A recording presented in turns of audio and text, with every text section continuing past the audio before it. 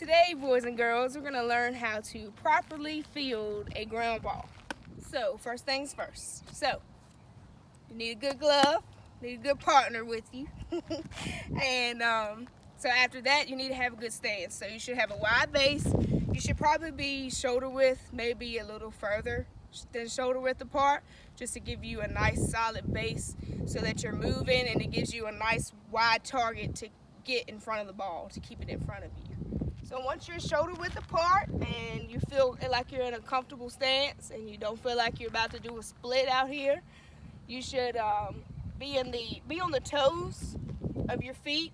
You don't want to be on the heels. You don't want to be feeling like you're going to rod back or off balance. You want to be good enough on your toes. You don't want to be like this where you're off balance. You want a good enough balance on your toes where you're able to move. So you just want a slight where you can maybe slide a piece of paper under there.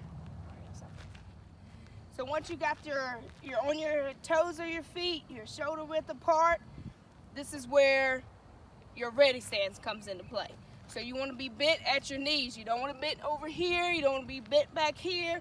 You need to be bent at your knees. Don't be uncomfortable in the squatting position like that. You want to be in an athletic stance where you can move quickly to the ball. All right, so once you got your stance, so you got your wide base, you're on your toes, you're bent at your knees, you got good posture up here, you're looking at the hitter so you know where the ball is going as soon as it's right off the bat. And if it's coming to you, you should be eyes down to the ball, following it all the way down to your glove. Your glove should be flat on the ground, no space in between for it to get by. Should be flat on the ground.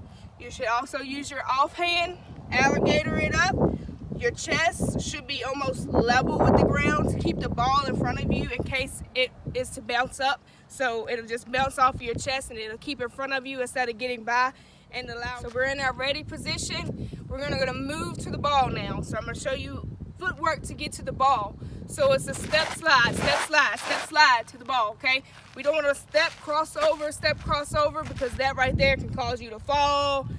It's just not pretty. So now I'm going to go through it in live. I'm going to go through it with the ball, with the real ball. So make sure you're watching for my shoulder width apart. Make sure you're watching for my off arm and seeing how I'm eating it up like an alligator to make sure that ball stays in that pocket. Make sure that your chest is staying level. So make sure you're watching all those aspects.